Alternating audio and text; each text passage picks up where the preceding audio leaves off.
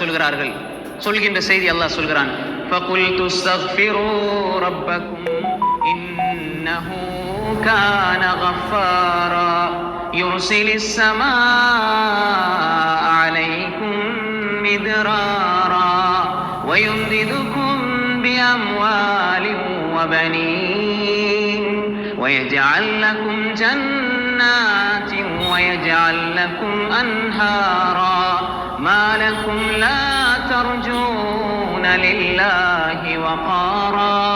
அல்லாஹ் சொல்றான், நூஹ் அலைஹிஸ்ஸலாம் தன்னுடைய சமூகத்துக்கு சொன்னாங்க, فَقُلْتُ اسْتَغْفِرُوا رَبَّكُمْ, உங்களோட ரப்பிடத்துல நீங்க இஸ்திக்ஃபார் செய்யுங்க, பாவ மன்னிப்பு தேடுங்க, இஸ்திக்ஃபார் செய்யுங்க. فَقُلْتُ اسْتَغْفِرُوا رَبَّكُمْ, நீங்க இஸ்திக்ஃபார் செய்தால் இன்னஹு கான கஃபாரா, அந்த ரப்பு காஃபிர் மட்டுமல்ல, பாவத்தை மன்னிக்கிறவன் காஃபிர், கஃபார் பாவங்களை அதிகமாக மன்னிப்பு. நீங்க எவ்வளவு பாவம் செய்தால், கடல் நுரையளவு பாவம் செய்தால் அல்லாஹ் என்ன மன்னிப்பானான்னு கேட்டாலே அல்லாஹ்வை நீங்க பரிகாசம் செய்றீங்க என்று சில அறிஞர்கள் சொல்வார்கள்.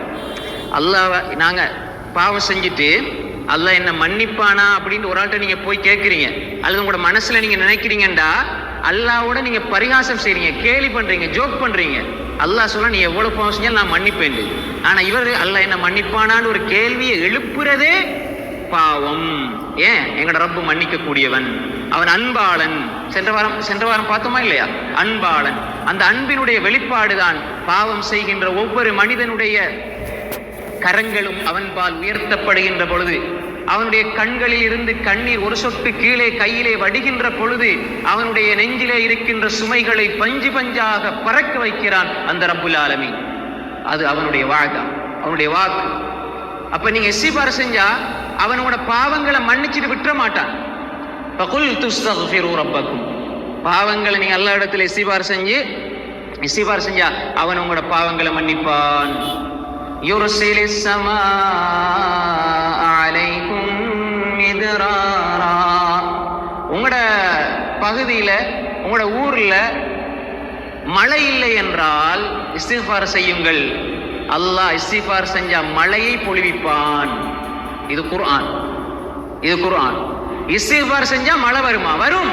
அல்லாஹ் சொல்லுகிறான், யுர்சிலிஸ் ஸமா அலைக்கும் மிதராரா, நீங்க அதிகமாக இஸ்திக்ஃபார் செய்தால் வானத்தில் இருந்து மழையை நாங்கள் கொட்டுவோம்.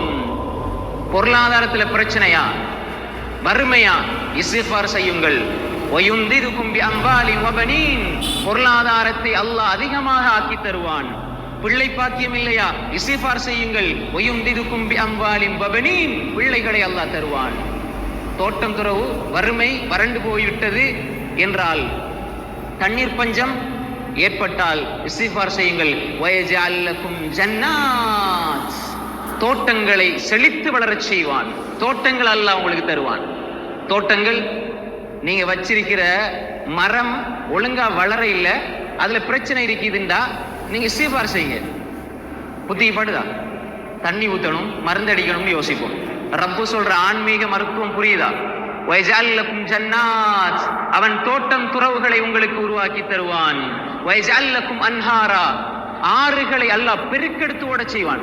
சும்மா ஓடும் ஆறு, மழை பெய்யும், அல்லாஹ் மழை இறக்குவான், ஆறு பெருக்கெடுத்து ஓடும், அல்லாஹ் அதை ஏற்படுத்துவான். வயஜஅல் லக்கும் அன்ஹாரா, இதை ரப்பு சொல்றது சகோதரர்களே.